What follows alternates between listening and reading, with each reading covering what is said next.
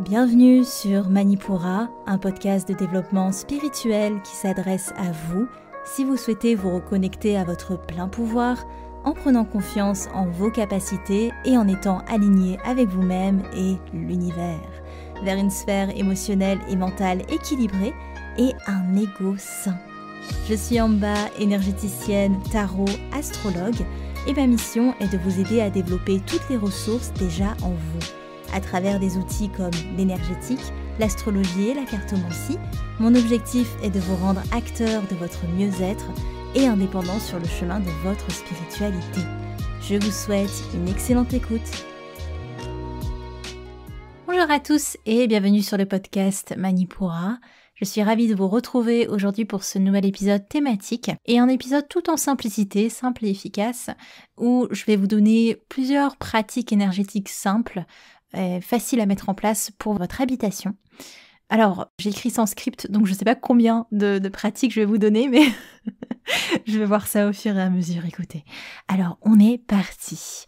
Avant toute chose, où ai-je ma tête ? Avant toute chose, je vous lis un avis qui m'a été laissé par Marie-Laure, qui dit « Je viens de recevoir mon thème natal, c'est waouh, tout est juste moi et je le comprends enfin. Ça donne envie d'aller plus loin. J'avais déjà fait une séance de Theta Healing et une guidance complète avec Amba. C'est à chaque fois très pertinent. Merci Amba pour tes mots simples, ta bienveillance et ton naturel. » Merci beaucoup Marie-Laure pour ton avis. J'ai été vraiment ravie de faire ces séances avec toi. Et si, comme Marie-Laure, vous voulez me laisser un petit avis, ça se passe sur votre plateforme d'écoute en me laissant une note, ou alors vous pouvez venir me voir sur Instagram, c'est amba.manipura, ça n'a pas changé. Et d'ailleurs sur Instagram, je mets souvent des reels, des petites vidéos courtes dans la semaine avec des compléments, des réflexions. Vraiment, il se passe beaucoup de choses sur Instagram, je suis assez active, donc n'hésitez pas à nous rejoindre, c'est du contenu en plus pour vous accompagner durant votre semaine. On est parti et voici le premier tips, la première pratique que je vous propose. Alors c'est pas forcément une pratique mais c'est plutôt une curiosité que je trouve hyper intéressante, je sais pas, moi je la trouve assez fun, c'est de vous intéresser à l'adresse à laquelle vous êtes, c'est-à-dire en fonction de la période, de la phase de votre vie dans laquelle vous êtes, votre adresse souvent en dit beaucoup. Je m'explique. Par exemple, il y a 3 ans, j'habitais une rue qui s'appelait le Puy de Tatata. Et aujourd'hui, j'ai juste déménagé dans un autre endroit, emménagé dans un autre endroit qui s'appelle Marzel. Et Marzel, c'est un vieux mot qui désigne un puits. Donc, il y a quelque chose, une similitude entre ces adresses, clairement, où je sais, je suis dans une période où je vais aller chercher des choses en profondeur, notamment dans la sphère émotionnelle. Il y a beaucoup de choses que je creuse, que je remets en surface, que je nettoie aussi au plus profond de moi. C'est une période aussi où je suis beaucoup en introspection, où j'ai un peu ce côté ermite. Je suis vraiment retirée dans les eaux profondes de mon émotionnel, de mon inconscient. Et cette phase du puits, elle me suit du coup depuis 6 ans maintenant. Et je sais que la prochaine adresse, la prochaine étape, il y aura d'autres indications pour m'aiguiller, m'accompagner sur une nouvelle période. Alors, ça peut paraître peu évident, c'est-à-dire que si vous avez par exemple un nom d'adresse avec justement un nom propre, vous pouvez vous dire, ça veut pas dire grand-chose. Essayez d'aller voir l'histoire de cette personne. Qu'est-ce qu'elle a fait? Pourquoi elle est reconnue? Pourquoi elle a son nom sur une rue? Et ça peut être intéressant de juste faire des liens, de regarder si c'est cohérent ou pas. Voilà, c'est juste une petite curiosité. Je dis pas que c'est tout le temps à 100% significatif, mais ça peut être intéressant parce que souvent, il y a des similitudes entre l'adresse à laquelle on est domicilié et la période de vie dans laquelle on est. Voilà, donc ça c'était pour mon premier petit tips concernant votre habitation. Le deuxième tips qui peut paraître assez bizarre d'un premier abord, mais rien n'est plus bizarre quand on est énergéticien. Je crois que on dépasse les limites de l'étrange. Ça va être de parler à votre maison. Je m'explique. Alors, après une méditation ou un moment où vous êtes vraiment recueilli, où vous êtes vraiment en conscience, ne faites pas ça peut-être, vous pouvez, mais vous aurez plus de résultats juste après, vous êtes mis en condition un minimum, ça va être intéressant voilà, de prendre un moment de recueillement, si possible de vous mettre au centre de votre maison et en posture de méditation, d'entamer un dialogue avec votre maison. Donc ça peut être avec des mots, ça peut être avec des ressentis, vous pouvez parler à voix haute, vous pourrez parler dans votre tête, qu'importe, voyez la méthode qui vous convient le mieux. Et ça peut être hyper révélateur, ou en tout cas plein de belles découvertes que de voir ce que votre maison a à vous dire. C'est vrai que si vous avez un peu développé votre clairaudience, ce sera plus facile. Mais vous pouvez aussi avoir des ressentis, vous pouvez avoir des flashs, tout dépend vraiment du sens subtil par lequel vous passez avec plus de facilité pour ressentir les choses autour de vous. Ça m'a étonnée d'un premier abord parce que ça m'est arrivé en soins, à vrai dire, dans une séance plus particulièrement de Theta Healing. Et dans cette séance, la personne m'avait demandé à la fin si je pouvais avoir un petit message de ses guides, quelque chose pour l'aiguiller un peu plus. Et étonnamment, ce n'est pas un de ses guides que j'ai eu en clairaudience, mais c'est sa maison. Alors on était les premières étonnées, franchement c'était la première fois que ça m'arrivait. Et sa maison avait beaucoup de choses à lui dire, elle venait d'emménager, et c'est vrai qu'elle avait pas mal suivi le mouvement entre les projets de son mari, aussi une maison qui convienne pour ses enfants, et elle avait un peu mis son activité professionnelle de côté, et la maison lui a dit ok, j'accueille ta famille, et voilà, c'est pour ça aussi que vous êtes là, mais je t'accueille toi aussi, toi dans tes projets, dans ce que tu veux développer. Je serais ravie de créer ce cocon pour toi. Ça peut paraître assez fou comme ça, et honnêtement, je me souviens pas exactement des mots qui ont été prononcés, c'est pas le propos de vous les donner au mot près justement, mais c'était trop intéressant de voir ce dialogue, cette maison qui l'accueillait à bras ouverts et qui avait hâte en fait de travailler avec elle à son développement, de la soutenir. Et ça a été un véritable soulagement pour cette personne que je recevais en soins, parce qu'elle avait besoin justement d'entendre que ce step qu'elle avait fait, c'était aussi un step pour elle, c'était aussi un step pour son évolution, et que le lieu n'allait pas l'enfermer, n'allait pas la conditionner à toujours mettre son énergie pour les autres, mais que ça allait être aussi un lieu qui allait la nourrir elle. Donc bon, c'était c'était incroyable, et je vous invite du coup à faire la même chose. Je vous dis pas que vous aurez forcément des résultats, mais si vous avez des ressentis, et même sans avoir forcément un dialogue qui s'installe, quand vous êtes dans votre maison, vous avez certainement un ressenti qui s'installe. Et ce ressenti, il peut aussi évoluer. Et quand il évolue, c'est signe qu'il faut peut-être potentiellement amener un changement. Par exemple, la maison dans laquelle je suis, je l'adore cette maison, je l'adore vraiment beaucoup, trop. Je suis vraiment très confortable dans cette maison, je ne bougerai pas si je pourrais. Et depuis quelque temps, son énergie change. Alors elle ne me pousse pas dehors, mais elle est un peu plus enfermante, je dirais. Et je comprends qu'il y a un changement à opérer bientôt. Ça vient petit à petit. Ça peut être intéressant de soit entamer un dialogue, soit être attentif aux modulations énergétiques de votre maison, des modulations dans vos ressentis dans cette maison. Voilà pour ce deuxième tips, donc parler à sa maison, prendre ce temps pour parler à sa maison, voir ce qu'elle a à nous dire, voir ce qu'elle a à nous transmettre. C'est aussi intéressant pour les vieilles maisons parce qu'elles ont souvent des histoires, et si c'est quelque chose qui ne vous rebute pas, de savoir, de comprendre les histoires des personnes qui ont habité là avant, ça peut être une belle piste d'exploration. La troisième pratique que je vous propose, c'est une pratique de nettoyage et de protection. Petit point de vigilance, une règle énergétique que je vous conseille, vous voyez si vous voulez suivre ou pas, toujours nettoyer avant de protéger. Je ne sais pas pourquoi je pensais à cet exemple, mais c'est comme si vous vouliez mettre, un couvercle sur un Tupperware, mais que vous ne l'avez pas lavé. Voilà, je ne sais pas comment vous dire ça, mais en clair, vous allez protéger quelque chose qui est crade à l'intérieur. Quel est cet exemple? Bref, vous avez compris, on ne va pas protéger un lieu qui n'a pas été nettoyé de prime abord. Ça fait pas sens en fait. C'est comme, allez, un autre exemple, vous allez passer une couche de vernis sur un meuble que vous n'allez pas dépoussiérer. J'arrête. J'aime bien parce que c'est des exemples qui tournent autour de la vie ménagère quand même, hein, Tupperware, les meubles, bref. Donc pour nettoyer énergétiquement sa maison, vous avez plusieurs méthodes. Je vais peut-être pas tout vous décrire parce que c'est quand même fastidieux, mais on va dire que la plus mainstream, celle que vous pouvez trouver plus facilement et qui est assez facile aussi à mettre en place, c'est la fumigation. Donc avec un Palo Santo, de la sauge.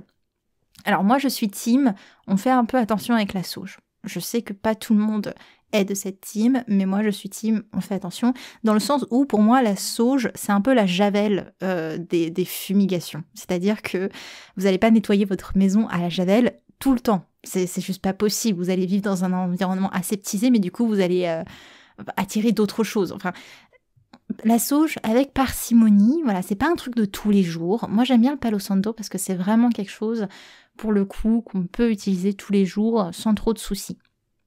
C'est pareil pour le charbon par exemple. Le charbon c'est quand même assez, de faire fumer du charbon, c'est assez costaud quand même. On va pas faire ça tout le temps.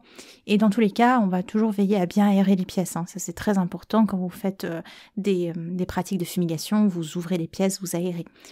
Donc ça, c'est intéressant. Vous pouvez faire rouler un Palo Santo dans chaque pièce. Vous avez d'autres types d'encens, hein, etc. Bon, ça dépend vraiment de vos pratiques. En tout cas, vous allez purifier chaque pièce, enfin nettoyer chaque pièce avec cette fumigation. Tout ça, c'est pour un petit nettoyage. Ou ce que je vous conseille aussi, c'est si vous avez eu une dispute dans une pièce, c'est bien de passer un petit peu d'encens après, histoire de purifier un peu l'air de la pièce, d'évacuer certaines choses. Ça peut être pas mal. Après, si vous voulez faire un gros nettoyage, tout dépend de vos besoins, je dirais. C'est-à-dire que si vous sentez que votre habitat, vous le partagez avec d'autres entités qui sont juste là pour être là, hein. Souvent, on a une vision très négative des entités, mais souvent, elles sont pas forcément là pour nous... Enfin, elles sont 99% pas là pour nous embêter en général. Dans ce cas-là, vous pouvez faire appel à un passeur d'âme, mais ça reste un cas exceptionnel, hein. En général, c'est pas le cas. Mais ce qui peut être lourd, par contre, dans une maison, c'est ce qu'on appelle la mémoire des murs. C'est-à-dire que les murs, c'est un peu comme des éponges, et ils vont absorber les énergies des habitants, des expériences qui se sont passées dans le lieu. Et c'est pas forcément des choses tout le temps négatives, mais c'est juste que forcément, imaginez que vous avez des personnes qui ont vécu dans un lieu et c'est comme si on n'avait jamais ouvert la fenêtre. Mais alors, il y a encore, entre guillemets, les odeurs de ces personnes. Énergétiquement, c'est un peu pareil. C'est comme si les énergies des personnes planaient encore autour du lieu. Ça, pour faire ce nettoyage, je l'apprends aux élèves de la formation énergétique. Il va falloir passer chaque mur en fumigation, chaque fenêtre, chaque porte. Et après, en général... C'est ma technique à moi, hein. Je dis pas, je l'ai pas déposé, y a pas, c'est pas écrit dans le marbre. En général, ce que je fais après ça, c'est que on va avec un tambour réveiller un petit peu cette mémoire, choquer, secouer pour faire sortir cette mémoire des murs. Et après, on va faire ce qu'on appelle un mur énergétique. Donc on va placer les deux mains de part et d'autre de nous et on va faire une sorte de paroi énergétique pour pousser les énergies vers une seule et même direction de la maison et après on va les dissiper en dehors de la maison.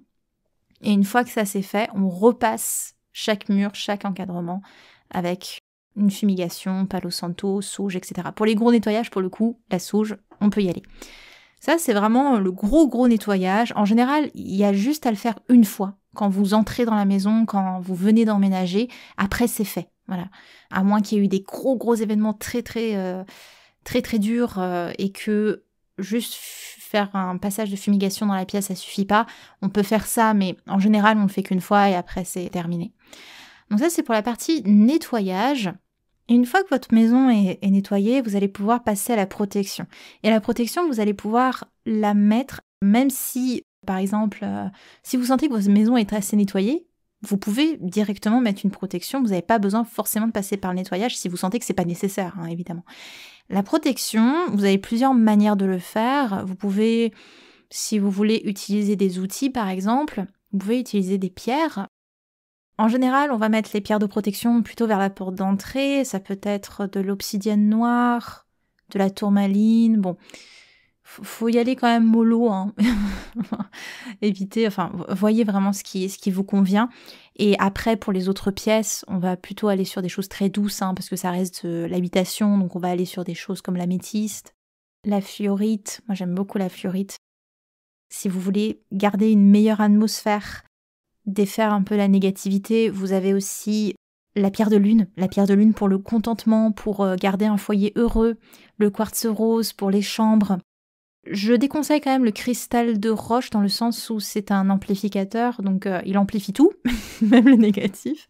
On va éviter quand même de mettre du cristal de roche partout, c'est une super pierre, hein. C'est vraiment une super pierre de rechargement, mais ça recharge tout. Donc voilà. La kunzite aussi, après les disputes, ça c'est pas mal. Bon, là on n'est plus dans la protection, excusez-moi. Je reviens dans le côté protection. Ce que vous pouvez faire du coup, c'est utiliser des outils. Vous avez aussi le sel. Alors le sel, c'est plus ça rentre dans le nettoyage, mais ça peut être aussi une forme de protection, placée dans une coupelle, dans un coin de pièce.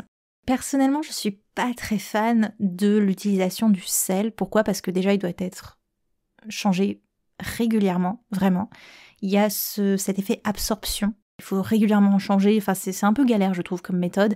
Mais si vous êtes intéressé sur les différentes utilisations du sel dans la spiritualité, dans les pratiques spirituelles, sachez que j'en ai fait toute une vidéo sur mon Instagram. Je vous mettrai le lien dans la description de l'épisode. Si j'y pense, je vais y penser. Comme ça, vous pourrez regarder un petit peu ce que je vous dis par rapport à ça. Il y a quelques petits détails qui sont assez sympathiques. C'est pour ça que je vous dis, venez sur Instagram, en bas pour Manipura. Il y a plein de choses, plein de bonus, plein de petites choses que je rajoute. Donc ça, c'est pour des outils. Après, pour la protection énergétique, ce que vous pouvez faire, c'est installer une bulle pour votre maison. Je m'explique encore une fois. Je ne sais même plus à quelle pratique on est là, hein. J'ai perdu le fil. Je ne sais pas du tout comment je vais appeler ce podcast. Donc, pour la protection avec la bulle, c'est très simple. Vous allez tout d'abord apprendre à faire une bulle autour de vous. Et ça, je vous l'apprends gratuitement. Et oui, je vous ai mis en place un mini-programme de routine énergétique et il est accessible gratuitement dans le lien de la description de l'épisode. Et sur ce programme, je vous apprends à placer votre bulle de protection pour vous-même. Et bien, ce qu'on va faire, tout simplement, une fois que vous savez le faire pour vous-même, je dis pas que c'est forcément évident pour tout le monde, il y a des gens qui vont pas bien fonctionner avec la bulle. Essayez, voyez si ça vous convient ou pas. Et tout simplement, vous allez étendre la bulle à votre habitation. Voilà, vous allez la faire grandir autour de votre habitation. Et après, pour les autres détails, je vous laisse aller voir pareillement dans cette leçon en fait que je vous ai mis à disposition pour savoir comment faire. Allez, on va dire qu'on était à la 3e pratique pour le nettoyage, 4e pour la protection. Donc la 5e pratique que je vous propose pour votre habitation, ça va être de programmer votre porte. Encore une fois, il faut peut-être avoir une pratique de l'énergétique assez installée, mais c'est en fait, dès que vous êtes à l'aise avec votre énergie, vous allez pouvoir, comme programmer votre porte, passer un contrat avec votre porte et lui dire ce que vous laissez entrer et ce que vous ne laissez pas entrer. Pareillement, c'est pas un truc qui se fait comme ça entre deux courses. Vous allez vraiment prendre ce temps de vous centrer, de conscientiser le moment, de vous mettre en préparation. Plus vous allez y mettre de l'intention et de l'attention, plus ce sera efficace. Donc c'est un peu comme quand on tire les cartes. Si on tire les cartes avec très peu de considération, on va pas avoir des réponses de fifou. Et là c'est pareil avec la programmation de la porte, mais même pour toute chose, hein, même parler à sa maison, etc. Mettez vraiment de la conscience et vous allez pouvoir programmer la porte de votre maison pour justement que ce qui entre dans votre maison vous convienne. La 6e pratique que je vous propose, c'est pas forcément une pratique énergétique, je dirais que c'est une pratique de bon sens que vous pourriez retrouver dans n'importe quel podcast de bien-être, c'est de bien compartimenter les différentes énergies des différentes pièces de votre maison. C'est-à-dire ne pas travailler dans votre chambre, ne pas manger dans votre bureau, ne pas regarder du divertissement qui vibre très bas dans l'endroit où vous faites vos pratiques spirituelles. En fait, c'est juste, vous allez nourrir une certaine énergie dans chaque pièce et cette énergie va entretenir un taux vibratoire qui est propice à telle ou telle chose. Par exemple, dans la chambre, on va maintenir une certaine vibration qui va aider à l'endormissement, mais ne faites pas autre chose comme par exemple regarder la télé dans votre chambre. Pareillement pour vos lieux de pratique spirituelle, si vous avez un lieu dédié, que ce soit une pièce ou juste un petit coin de la maison, essayez de garder ce petit coin uniquement pour vos pratiques. C'est important parce que vous allez construire une certaine vibration lors de vos pratiques et autant en profiter en alimentant cette vibration et justement en ne la salissant pas, j'aime pas trop ce mot-là parce que vous salissez pas vos lieux, mais vibratoirement parlant, en mettant pas d'autres énergies qui soient basses ou qui ne soient pas adaptées au lieu tout simplement. Donc, désolée, j'ai ma chaise qui grince, c'est terrible. Donc, de vraiment compartimenter vos lieux, ne serait-ce que pour votre bien-être, mais aussi énergétiquement, ça a une réelle importance. Pour garder une certaine énergie, pour conserver cette énergie que vous nourrissez et pour vous aider quand vous entrez dans cette pièce à incarner cette énergie, à la ressentir, à la vibrer. Une 7e pratique que je vous propose, pareillement, il faut s'y connaître un petit peu si vous avez une pratique du pendule. Vous allez pouvoir évidemment tester les différents taux vibratoires de vos pièces. Ça peut être une belle entrée en matière pour comprendre les fluctuations énergétiques que vous pouvez ressentir dans différentes pièces de la maison.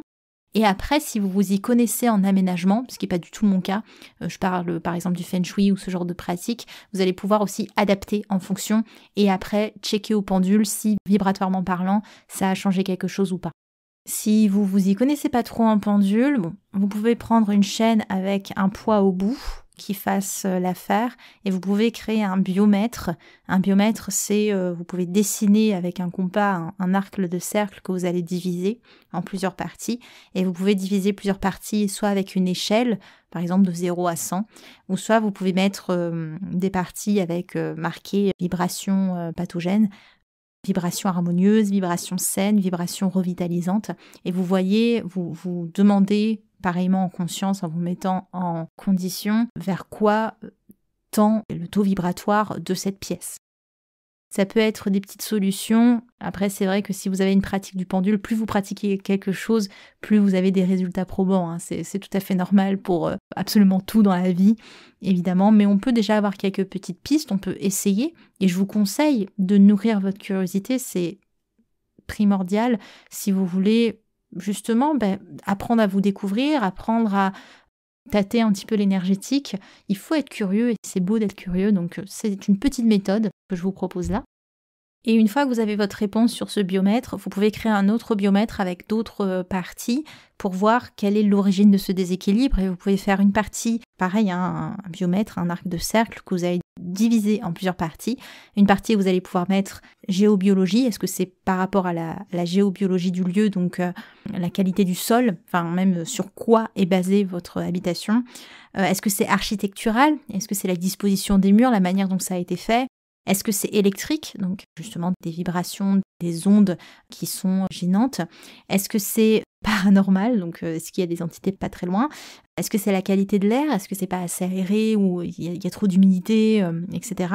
Ou est-ce que c'est autre chose? Voilà, essayez de voir un petit peu les raisons qui pourraient être là et vous pouvez tester les causes de ce taux vibratoire assez bas. Et si vous venez d'emménager dans la maison et que vous ne savez pas trop encore comment agencer les pièces, etc., vous pouvez aussi faire un biomètre en mettant plusieurs types de pièces, par exemple salon, chambre 1, cuisine, etc. Bref, et voir en fonction du lieu de la maison, qu'est-ce qui tend un peu plus énergétiquement pour telle ou telle pièce, telle ou telle utilisation de cet endroit de la maison. Des petites pistes à explorer. Et voilà, cette pratique simple, facile ou en tout cas curieuse à mettre en place pour votre habitation, pour connecter à votre habitation, pour vous relier à elle. J'espère que ça vous a plu. C'est un podcast qui est assez court. J'ai été rudement efficace, sachant que j'avais pas de script, j'étais en roue libre. Donc j'espère que ça vous a plu. Moi, c'était un vrai plaisir de pouvoir vous partager mon expérience. Évidemment, c'est des choses qu'on va voir un petit peu plus loin, un petit peu plus en profondeur et surtout qu'on pratique avec les élèves de la formation énergétique, qui est mon gros programme de formation pour les énergéticiens sur 3 voire 4 mois bientôt, on verra bien, mais comme je rajoute du contenu à chaque session, Ça devient de plus en plus complet, mais du coup, ça s'étale un peu plus dans le temps. Et d'ailleurs, si vous voulez des informations vis-à-vis de ça, la prochaine session, je sais que certaines personnes se le demandent, ce sera en septembre. J'en fais une par an. Pourquoi ? Parce que dans les autres parties de l'année, il y aura d'autres formations qui vont venir et qui vont demander mon attention. Si vous voulez des infos, la meilleure manière, c'est de vous inscrire à la newsletter. En général, c'est là que vous êtes les premiers au courant de ce qui se passe et de quand je décide d'ouvrir une nouvelle édition, tout simplement. Voilà pour ce podcast. Si ça vous a plu, n'hésitez pas à noter sur votre plateforme d'écoute. C'est le meilleur encouragement que vous puissiez faire. Ça m'encourage, moi, à continuer. Ça me motive, ça me donne envie de vous partager plein de trucs. Bref, n'hésitez pas. Et dans tous les cas, je vous remercie de votre écoute. Et je vous retrouve la semaine prochaine pour un épisode d'énergie astrale, un prochain horoscope. C'était en bas de Manipura. À l'épisode prochain. Merci. Manipura, c'est déjà terminé pour aujourd'hui. Je vous remercie de votre écoute et si cela vous a plu, n'hésitez pas à partager ou à laisser un avis sur votre plateforme d'écoute. Pour continuer vos explorations, vous pouvez accéder gratuitement au contenu Manipura sur la newsletter, les réseaux sociaux ou le site internet en cliquant sur le lien dans la description de l'épisode. Quant à moi, je vous dis à la prochaine et surtout, prenez bien soin de vous.